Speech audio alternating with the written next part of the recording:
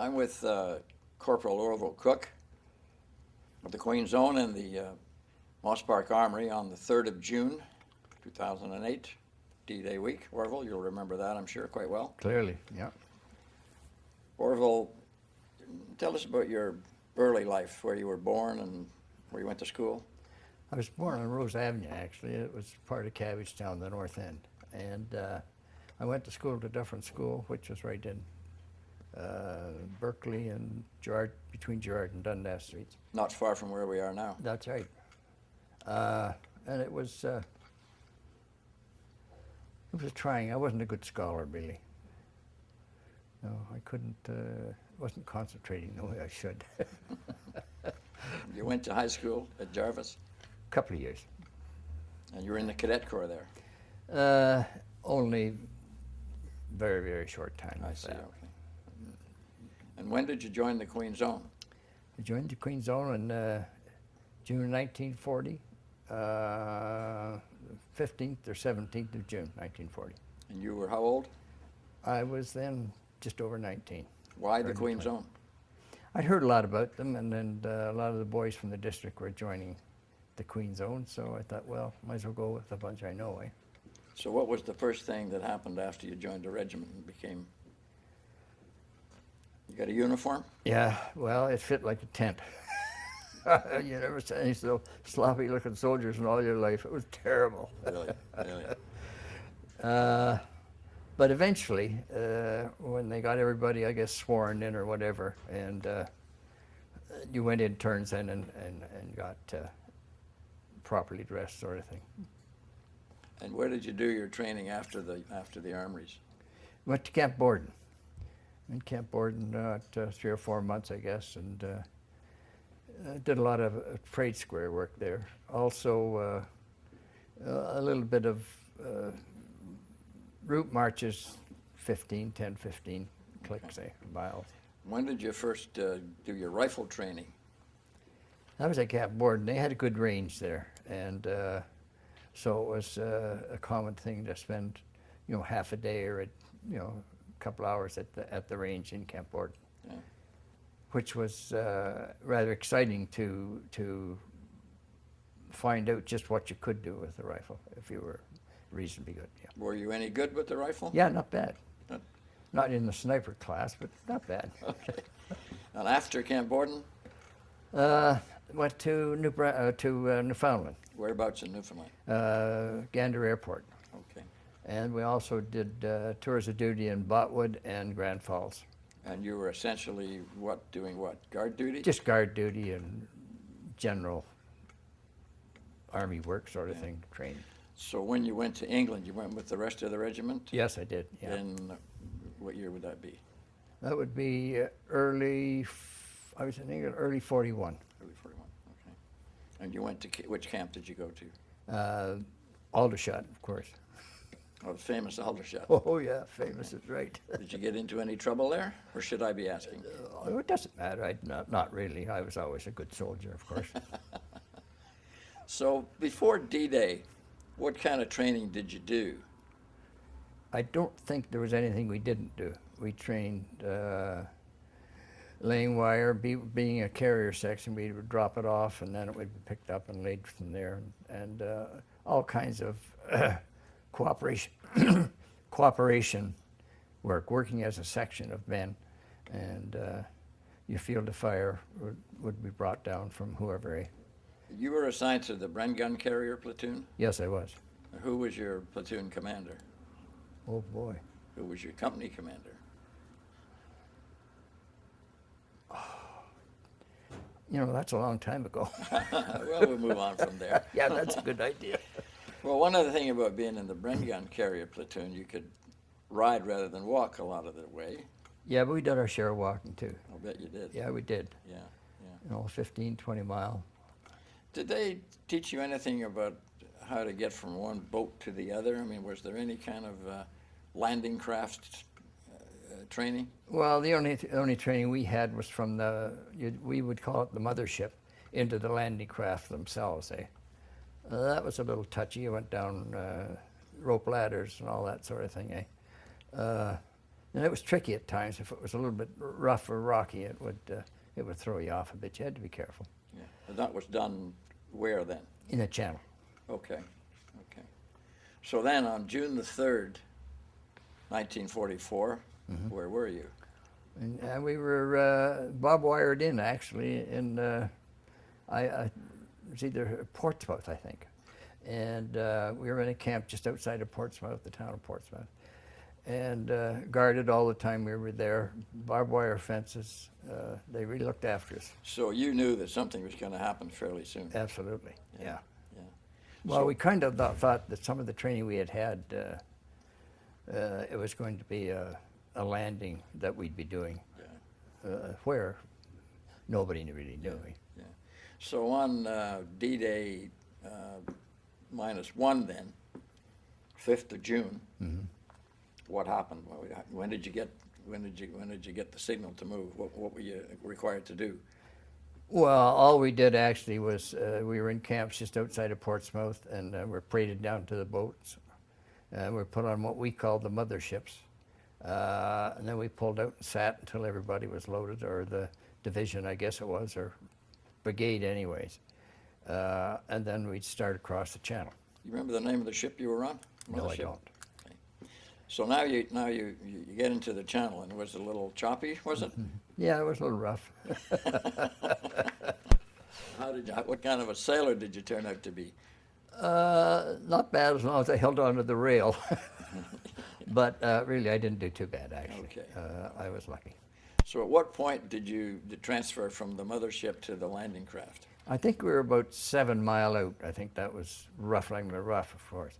It was dark, was it, at that Yeah, point? well, it was real 4 or 5 in the morning, Yeah, And so down the ladders and into the landing craft, and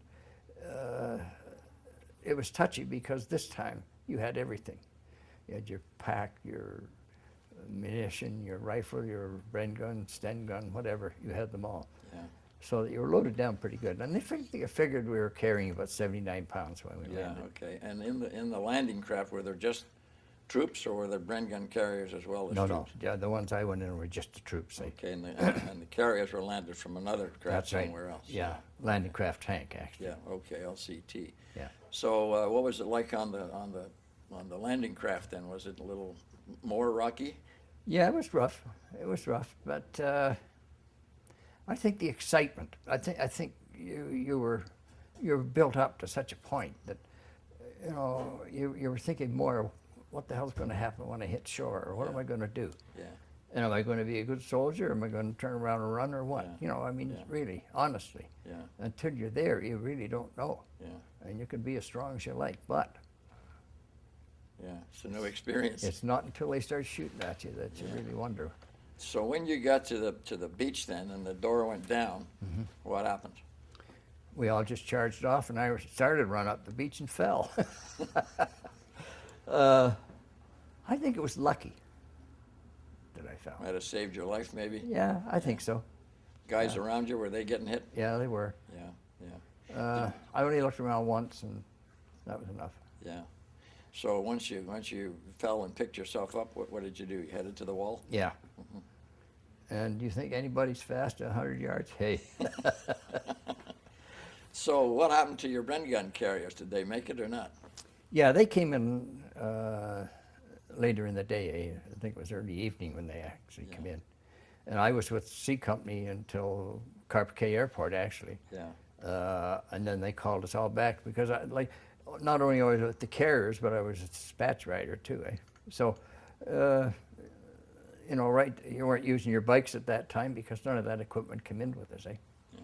Tell us about the assignment that you had on D-Day, though, Orville. You had a special assignment with Lieutenant Biggs? Yes. Our job was to advance to Hill 90, regardless. It was a job that had to be done. It was important that they could get their OPs or observation posts up there to see what was going on. We could see both ways. We could see down to the beach. We could also see up to the area of Caen. Was Hill 90 occupied? 80. Hill 80? Yeah, it was. Lightly, I would say. I mean, we come up in pretty good force. There was quite a bunch of us coming in. So I think they decided the better part of valor was to bugger off. For them, okay. Yeah. So, but your particular party was only about 10 or 12 people, That's I right, guess. yeah. And you were with 1 or 2 tanks, I think, from Fort Garry Horse? They or- come on behind us, but they were there. They gave us covering fire to any machine gun posts or anything that they picked up or we picked up and would wire them back. Yeah, yeah. So did you encounter any opposition on the way, or a little bit? Light. A few machine guns that were in some of the little houses or, in the ditches and whatnot. Yeah. Not an awful lot, really, Yeah. to what we thought we'd be running into. But the objective was to be at Hill 80 by nightfall. Oh, absolutely. Yeah. Yeah. And you were there. Yes, we were. Okay. Yeah. Out of wind, but there. Never mind. So, in the following days, then, what was life like for you? Well, I think one of the big things was your meals.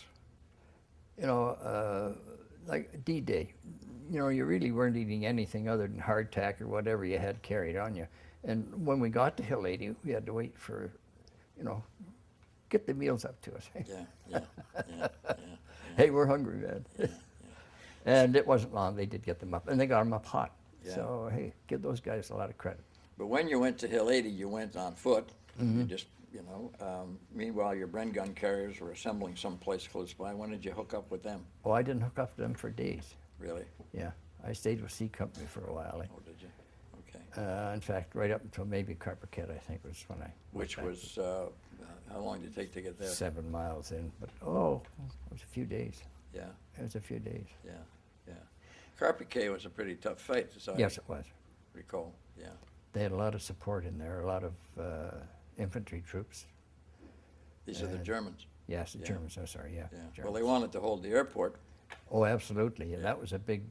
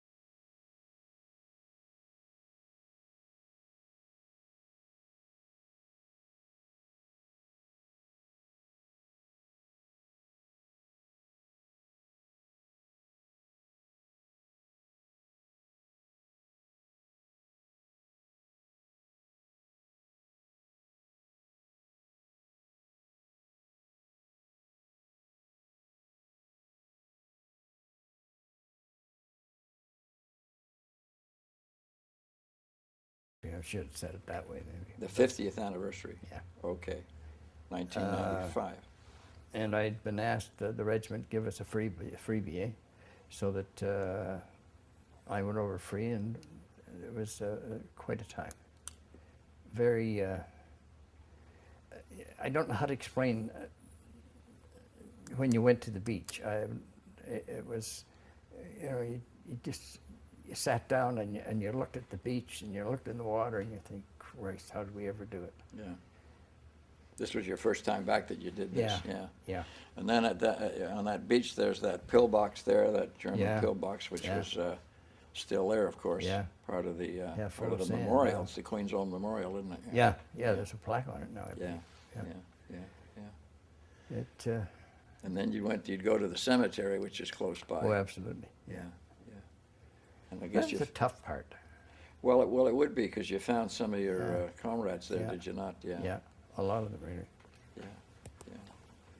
What about in Holland then? There's a place in Holland that you go to from time to time? Holton, Holton Cemetery, Yeah. or where I go when I go over. When I go over on a holiday, like I go into around Amsterdam. Yeah. But you go to, you just recently, I guess, went to Sneek. Yeah, that's right. Tell us about Sneek. What's the magic there? What's the Sneek? story? We had a lot of trouble in Sneek. Although we did liberate the town, we as the carrier section at that time, the rifle companies, I think it was A and B, had gone in to do the job of cleaning it up, but we had gone in to catch the outside of anybody coming out, that sort of thing, Yeah. on the run. But it was we had a sense that we were getting near the end of the war. It was a strange feeling, but just that something was. What month was that? Oh dear. 45? Yeah, 45. Yeah. I can't say the month really, right? Yeah, okay. But that was also a place where a number of Queen's Own guys were killed, right? Yeah, Yeah. carrier platoon, in fact. They went into a place called Wands. It was just north of Snake. We were on our way out of the town, and they caught us dead turkey. This was your carrier platoon. Yeah, Your carrier. yeah, And everybody was killed except you. yeah. No, there was 6 altogether, but So 3 or what- 4 wounded. So did it take a hit or what? Oh yeah, that they just caught us with our pants on, right? Pardon me. They, you know, there's times you do things that you regret after. Eh? We never went in anywhere that we didn't have reconnaissance of it or know what kind of equipment and troops we might meet. This time we had no idea. We just near the end of war, we're pushing them back. Hey, let's just roll, and we rolled in, and they caught us dead to rights. So when you went back just recently, Yeah. what was the purpose of that trip? Well, I had met people there, but I don't think I'll be there again. Let's put it that way. But there was So some- I felt it was time to wrap it up and say Close the book. that's it. Yeah. But did you not you took back some type of a memorial? Yeah, we took back some. The Queen's Own had given us some medallions, so we had got together, Sarah and I, and we'd put them in the frame and framed them, and it was just a nice gesture. And in Wands and Raw are the 2 places that we gave the town the medallion with these guys' names on it, because they had their names on especially in Wands on the church. They'd all been put special in their church, and then they'd gone from there.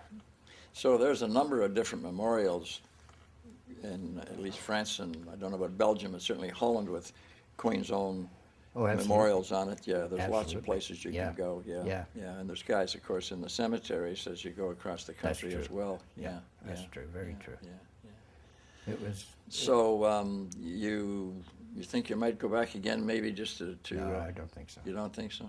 65th anniversary next year? Sarah might convince you to go, you never know. Maybe. Yeah, yeah. I don't know. It's Well, hard to say. you're pretty fit, you know, Orville, Yeah, not for a bad. man of your age. You know, you're, of all of the guys in the Queen Zone that I know that are your age, you're the fittest, so. Well, if You'd they be the weren't, one, be the one to go back. if they weren't here, I'd give you $1 for that. Anyway, So yeah, that's the way it goes. yeah. So you have a mixture of memories. You have good memories and bad memories. Yeah, A lot of real good ones, a lot of Yeah. real bad ones. But yeah, yeah, uh, yeah. I know it sounds a little bit strange, but to what we accomplished as a regiment or as an army, whichever way you want to look at it, but as a regiment, you know, we did some fabulous things. Getting off that beach outside of Caen, and it just went on from thing to all the way through. We happened to be, I can say, one of the finest without any arguments, Yeah. because we were one of the finest. Yeah. Maybe the finest, but you know, you can't say that out loud. You can say it here. Say what you want. But that's true. Yeah. We had some pretty remarkable people in the Queen Zone.